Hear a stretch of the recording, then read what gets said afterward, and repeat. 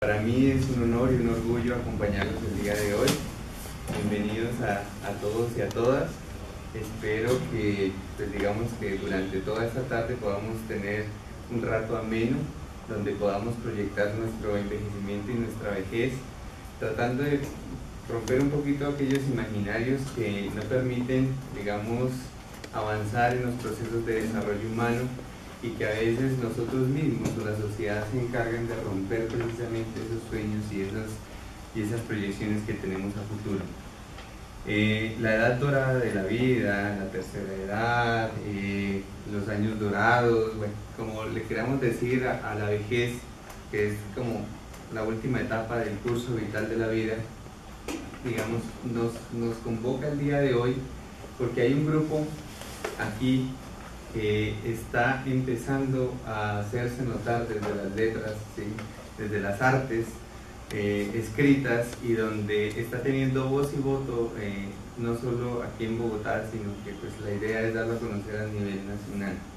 La agrupación pues Mantarraya con Maestra Vida 2014 me ha hecho la invitación a hablar hoy sobre esa etapa de la vida a la cual a veces como que nos llega sin esperar, y donde la vida pareciera que no nos haya dado un manual como para decir cómo preparar mi vejez, mi proceso de envejecimiento. Por eso, digamos que a nivel internacional se hablan de tres grandes retos. Primero, la longevidad. Cada vez vivimos más, pero vamos a ver si vivimos bien, vivimos mal. El urbanismo, ¿sí? Lo cual pues tiene que entrar a hacer un papel importante al conjugarse con el envejecimiento poblacional, y las relaciones intergeneracionales. Por eso pues digamos que poco a poco vamos a ir desglosando el día de hoy todos aquellos factores que giran en torno a esa longevidad saludable, hacia dónde vamos cada uno de nosotros. Actualmente nosotros estamos escuchando las noticias que se está desarrollando la Vuelta a Colombia, ¿cierto? Cuando de pronto éramos pequeñitos escuchábamos que por dónde va a pasar la Vuelta a Colombia, y esto generaba pues gran expectativa en las emisoras radiales. Esto generaba pues gran afición.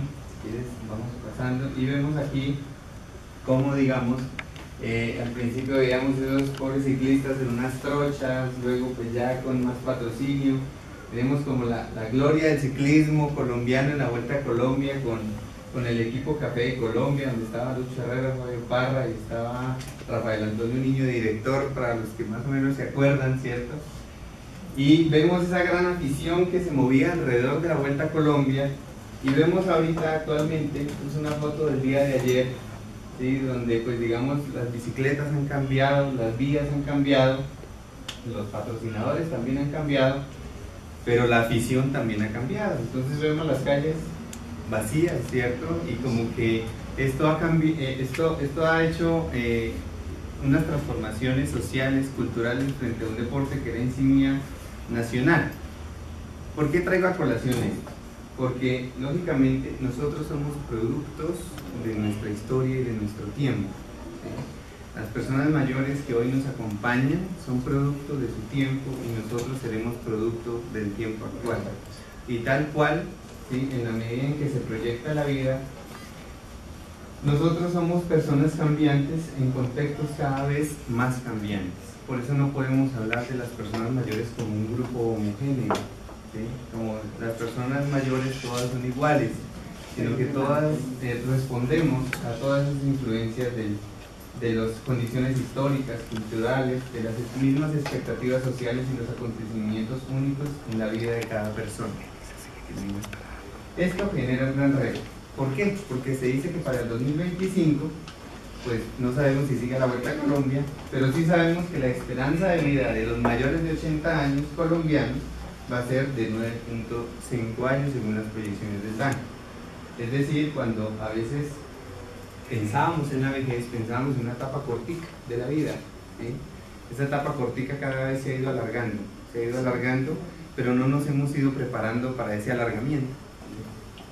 Cuando hablamos de envejecimiento y la velocidad del envejecimiento, nos dicen Colombia, si lo comparamos con América Latina, tiene un envejecimiento acelerado. pues si uno se mira al espejo y dice, pues sí, he tenido algunos cambios, pero pues tampoco no es que me vea que me esté envejeciendo tan rápido como dicen. ¿A qué hace referencia esa velocidad del envejecimiento? Es el tiempo transcurrido en el conjunto de una sociedad para que el grupo de las personas de 65 años o más pasen de una proporción del 7% al 15%. Es decir, que el total de la población de un país pase del 7% en personas mayores de 65 años al 15%. ¿Cuánto se tarda en hacer esa transición demográfica a un país? Y vemos como Francia, ¿sí?, esa transición la logró entre 1865 y 1980, es decir, tardó 115 años para hacer esa transición demográfica. Y si vemos Colombia, ¿sí?, en el 2037 habremos cumplido esta meta y tan solo nos tardó 20 años en hacer esa transición demográfica. A nivel mundial se habla que los países ricos primero se enriquecieron y después envejecieron, y nosotros estamos, pues lógicamente, en aprietos. Si vemos el índice de envejecimiento en Colombia, pues lógicamente la fuerza gris o el poder gris al que llaman a las personas mayores, nosotros, los que vamos a ser personas mayores, en unos años, pues lógicamente vamos a ser el gran grueso de la población. Es decir, esa pirámide poblacional que pues la base eran los niños de 0 a 5 años, pues cada vez se ha estrechado más, y la parte de arriba de la pirámide cada vez pues va tomando un gran impulso. Y vemos que las mujeres están tomando, pues lógicamente, un papel protagónico en el envejecimiento colombiano y en el envejecimiento mundial. Tanto así que se está hablando de una feminización del envejecimiento, al cual pues como que no tenemos ese enfoque diferencial para hacer unas acciones adecuadas frente a eso. El año pasado, cuando trabajaba con la Subdirección para la Vejez en la Secretaría Distrital de Integración Social, quisimos precisamente en agosto, en el mes del envejecimiento y la vejez, hacer un reconocimiento a las personas centenarias de Bogotá. Fue un evento muy emotivo, queríamos hacer pues un reconocimiento porque pues lógicamente es un logro para la humanidad, entregar un pequeño detalle a todas estas personas de 100 años y más, y alistamos 50 regalitos. Cuando hicimos el conteo con todas las EPS, empezamos a hacer las llamadas telefónicas y averiguar cuántas personas había en Bogotá, pues eso fue concordante con los estudios de la Universidad Nacional y la Universidad Javeriana, donde nos dicen que en Bogotá hay 1.300 personas mayores de 100 años. Lógicamente no nos alcanzaron los regalitos, pero pues nos adaptamos. Al final llegaron 92 personas mayores de 100 años. El imaginario que yo tenía era que todas pues acaban de cumplir los 100 añitos, y no, había 103, 104, habían hasta 106 años, muchos muy funcionales, y lógicamente esto genera grandes retos. Se habla que en el 2050, en el mundo, el número total de personas adultas mayores será igual a la misma población que había en el mundo en 1945. Es decir, esto genera unos grandes retos y unos cambios. Si hablamos de Colombia, de cuántos centenarios hay en Colombia, nos acercamos a los 5.000, ¿sí? Y en tan solo unos añitos, en el 2025, se dice que esa proporción va a crecer casi al doble. Es decir, que los que pensaban que yo llego por ahí hasta los 80 y no más, muy posiblemente no, ¿sí? El lío es que por lo general uno no sueña qué va a ser de mi vida a los 90, qué va a ser de mi vida a los 100, ¿cierto? Por lo tanto, pues lógicamente cuando le llega la vejez, pues uno no está preparado.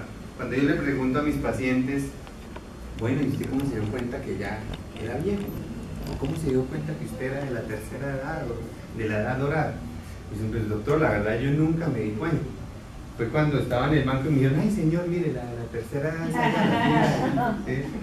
Ahí fue cuando yo dije, uy, yo ya como que la gente no me ve tan joven, ¿cierto? Normalmente a ustedes les ha pasado, si se encuentran con una persona que hace muchos años no ven del colegio, ¿cierto? Lo primero que se le viene a la mente es, uy, ¿cómo está de viejo? ¿Cierto? ¿Cómo está de vieja? Pero uno no envejece, ¿cierto? El concepto de la vejez es muy individual y pues lógicamente responde a varios factores. ¿Cómo será mi vejez? Esta es una pregunta que poco nos hacemos. Pitágoras, el gran matemático, decía, una bella ancianidad es ordinariamente la recompensa de una bella vida. Pero lo cierto es que saber envejecer es una difícil asignatura de la vida. Cuando él habla de difícil, ¿sí?, es porque lógicamente tiene una connotación individual, social y comunitaria, ¿sí? Que donde a todos nos pintan la vejez como algo difícil, complicado, donde cada vez aparecen más cremitas para evitar que aparezcan las arruguitas, las tinturitas, tratar de evitar que se note que estamos llegando a la vejez, ¿sí? Lógicamente eso responde ante una sociedad donde se plantean unos estereotipos de belleza, ¿cierto? Y donde la vejez no se pinta como algo bonito. Muchos habrán imaginado cómo será su vejez, y muchos dirán, no, yo por fin voy a descansar, me voy a dedicar a pintar, a descansar en una hamaca, ¿sí? A leer, ¿sí? Otros fortalecerán su parte religiosa, otros me han dicho, no, yo sí me quiero volar de mi familia y por allá perderme en una playa lejana, ¿cierto? Otros dirán disfrutar a mis nietos, hacerle galletas a los sobrinos, fortalecer mi parte afectiva y amorosa. Y otros dicen, no, yo definitivamente me voy a dedicar a gozar mi pensión, ¿sí? Si vemos que en Colombia a duras penas medio se llega al 30% de la población con pensión, pues lógicamente esto como que...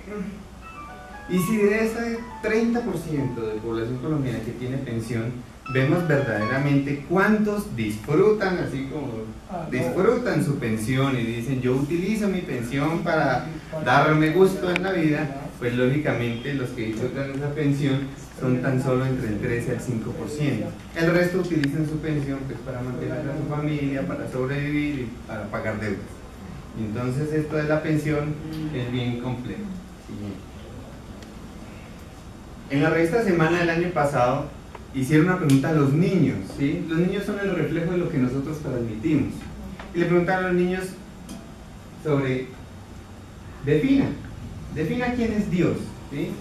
Una niña de 5 años dice, Dios es el amor con pelo largo y poderes, ¿sí? Así lo pintamos, ¿sí? ¿Qué es un esposo? Un esposo es un sinvergüenza. Carla Montes de 8 años, ¿cierto? ¿Qué es un político? Es alguien que hace promesas y nunca las cumple, ¿cierto? Colombia es un partido de fútbol. Esas son las definiciones de los niños. Y lo traigo acá porque cuando les pidieron que definieran qué era un anciano, dijeron, es un hombre que se mantiene sentado todo el día. ¿Sí?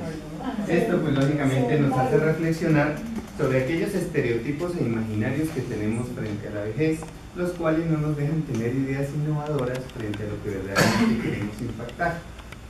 Los estereotipos negativos frente a la vejez son aquellas cosas que nosotros decimos en el día a día y no sabemos qué tanto daño hace, ¿cierto? Viejo verde, viejo chocho, viejo sinvergüenza, ¿sí? Viejo tacaño, viejo avaro. Que los viejos se vuelven como niños, ¿cierto? Creando un gran problema desde el punto de vista emocional y afectivo a las personas mayores que dijeron, pues si yo me volví como niño quiere decir que me borraron toda la historia que hice en 80 años, ¿cierto? Y no sirvió para nada, ¿cierto? Porque pareciera que como que involucioné, cuando el ser humano jamás involuciona y empezamos a infantilizar a las personas. Y las personas canosas por allí, los jovencitos por allí, los niños por allí. Y ese es un encuentro intergeneracional, ¿cierto? Separado. Que los viejos se vuelven una carga y son molestos, que el viejo es feo, que son los riñones, ¿cierto? Que los viejos son unos degenerados sexuales, el viejo verde, ¿sí? Que no se le puede dar malas noticias porque de pronto va a se muere de un infarto, ¿cierto? Que se andan cayendo, es mejor sobreprotegerlos, hacerles todo, vestirlos, ¿cierto? Y es una de las consultas frecuentes, doctor, mis hijos no me dejan hacer nada. Me visitan cada mes y cuando me ven eso hasta me cucharean, ¿cierto? Que no les gusta arreglarse, ¿cierto? Que no les gusta bañarse, que no les gusta ver bien, que no tienen vida sexual ni sexualidad, que no se enamoran. Y todos esos imaginarios y estereotipos, pues lógicamente hacen que nosotros pensemos que eso es lo normal de la vejez.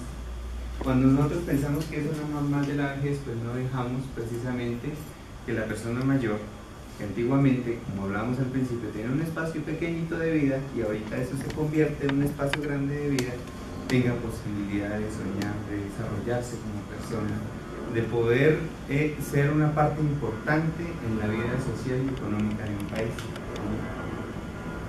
Y no se habla en medicina. Nosotros en medicina somos muy culpables de todos estos estereotipos.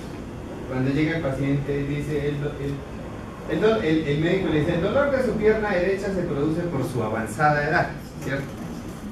Hasta que un paciente vicioso dice: no, porque la otra pierna tiene la misma edad y no me duele, ¿cierto? Y así utilizamos un montonón de frases, ¿no? Para los años que tiene, está muy bien, señor, ¿cierto? Entonces uno, ¿cómo debería estar para los años que tiene? ¿Cierto? ¿Qué es que duermo mal, doctor? No, pues es que los años no llegan solos, ¿cierto? Eso refleja un montón de desconocimiento frente al proceso normal del envejecimiento y el proceso normal del envejecimiento. ¿O qué me dicen cuando, doctor, a mí se me olvidan las cosas? Eso nos pasa a todos. No sé qué estará pasando, ¿cierto? Y ahí, pues lógicamente, el gran tsunami gris del que hablan sobre las demencias y los trastornos de memoria como el Alzheimer. Y aquí vienen grandes preguntas, ¿cierto? Nosotros que vivimos en pro de la belleza y de vernos jóvenes y bellos toda la vida, ¿qué ves? ¿Qué quieres ver? ¿Qué esperas tú de la vejez? De tu propia vejez, de la vejez de tus papás, de la vejez de tus abuelos, ¿cierto? Porque necesitamos reconocer esa necesidad de ser coherentes, ¿sí? Entre lo que hacemos y lo que decimos, ¿sí? Entre lo que se legisla incluso y lo que se lleva a la práctica.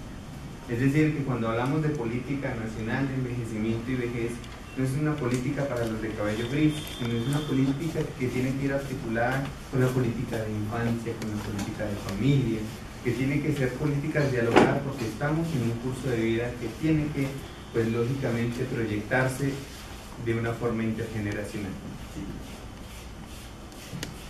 A veces nosotros pensamos que la mejor forma de enfrentar a la vejez es cambiando los roles, ¿cierto? Entonces, si yo soy una persona mayor, pero si me sigo vistiendo de pronto de una forma más juvenil, pues no se me va a notar tanta la edad, ¿cierto? Y uno ve, pues, que uno puede hacer cambios, lógicamente, pero no se trata de fortalecer una sociedad cambiando roles, ¿sí? Sino fortaleciendo los roles. ¿Por qué? Porque todos esos estereotipos de los cuales hablábamos, los gerontólogos hablan que si nosotros nos convencemos tanto de la idea que la vejez es la peor etapa a la cual podemos llegar, con todo eso que hemos alimentado, cuando llegamos a la vejez nos creemos tanto del cuento que vivimos amargados y tristes por nuestra condición de viejos. Yo tengo pacientes de 90 años en adelante que todavía montan bicicleta, traen el pan, llegan a la consulta y yo, bueno, y don Juan, ¿cómo ha estado? Mal. Es que uno ya con estos años, y yo lo veo lo más de bien, la memoria está perfecta, esto todavía hace, pero el hecho de haberse convencido toda la vida que llegar a la vejez era lo malo, lo negativo, hacen que ellos expresen que uno está mal por ser viejo. ¿Sí?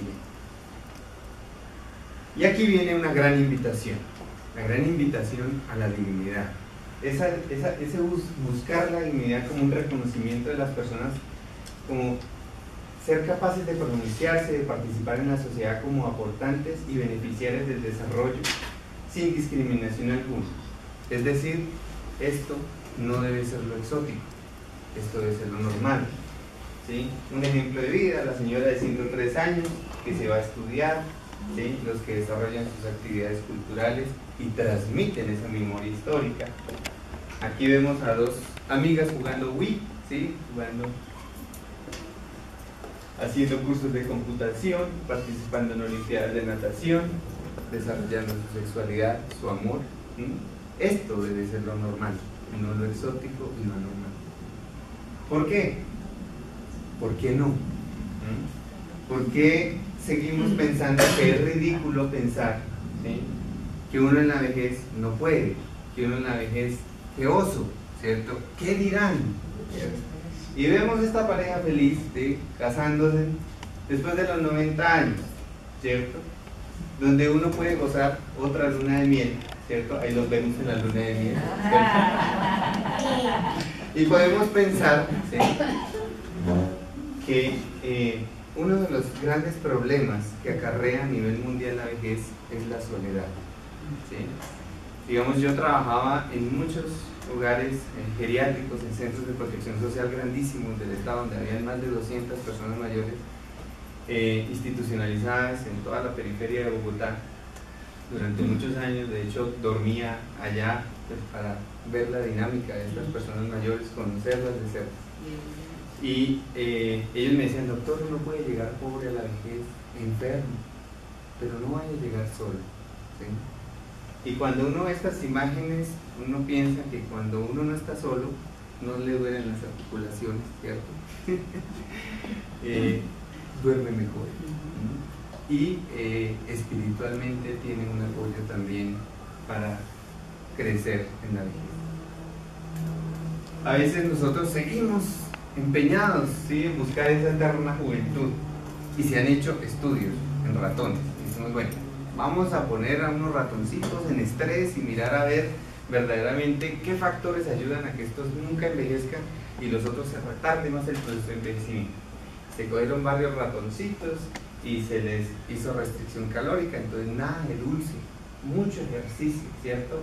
Un medio ambiente tranquilo, eso solo música relajante, a esos ratoncitos, una nutrición perfecta y unos estilos de vida saludables. Los sacaban a los ratoncitos a hacer ejercicio y lógicamente cuando los comparaban con aquellos que los ponían al estrés del humo del cigarrillo, les ponían alcohol, les ponían un ruido, estrés, los ponían a dormir mal, pues lógicamente los ratoncitos morían más jóvenes, ¿cierto?, a comparar de los que estaban en un ambiente tranquilo.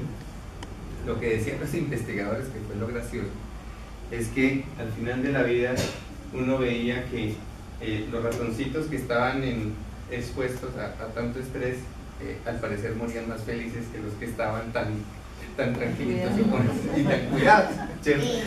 Entonces decía, había un esbozo de sonrisa cuando ellos morían. ¿Esto a qué hace referencia? ¿Sí? Aquí hay procesos de envejecimiento y de vejez individuales. Todos los extremos lógicamente son malos, pero aquí no se trata de ser rigurosos en la vida y decir no, ¿sí? Porque si no, no hubiéramos artistas de rock en este momento que son bisabuelos, ¿sí?, después de haber fumado un montón de cosas. Y tampoco vemos personas que se han mantenido, pues lógicamente, así como los ratoncitos que hablábamos, en un ambiente muy tranquilo, también muy longevos. Esto depende de varios factores, de factores individuales, de factores ambientales, de factores genéticos y lógicamente de la conducta principal. Pero pues digamos que la idea no es utilizar tantas cirugías para cambiar con el tiempo una cara linda a una cara totalmente postiza, ¿sí?, como Meg Ryan, una gran artista, actriz estadounidense, a diferencia de Agnes Goncha, alias la Madre Teresa de Calcuta, ¿no?, donde decimos, bueno, aquí la idea es detener la vejez, ¿sí?, o dignificar la vejez. Esto, pues lógicamente, como les hablaba al comienzo, genera grandes retos. Los retos de mirar el envejecimiento poblacional como una oportunidad para la humanidad, la necesidad de la innovación de programas basados en evidencia para un envejecimiento sostenible y la solidaridad entre las generaciones para una respuesta ética al envejecimiento del país.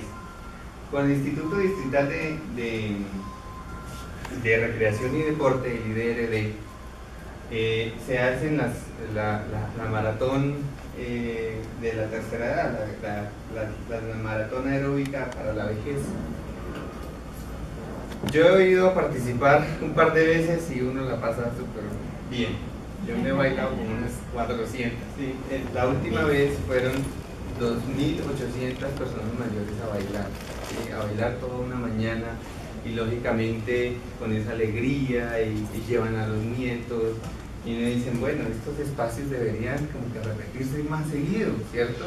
Donde no solo las abuelas les enseñan a bailar bien a los nietos, ¿cierto?, sino que donde verdaderamente hay una integración y una perspectiva intergeneracional que hace mirar que estas personas mayores que están acá, ¿sí?, son una fuerza importante para el país. La primera vez que fui, una señora me dijo, ¿y usted de qué partido viene? Y yo, como que ¿de qué partido?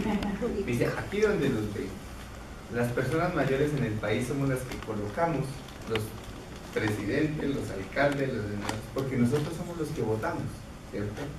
Eso a mí me quedó sonando. Y hace poco la Fundación Saldarriaga Concha publica, ¿sí?, precisamente el estado político de las personas mayores en el país, donde definitivamente las personas mayores son las que votan, efectivamente, y son las que con esa fuerza electoral son las que colocan a sus gobernantes.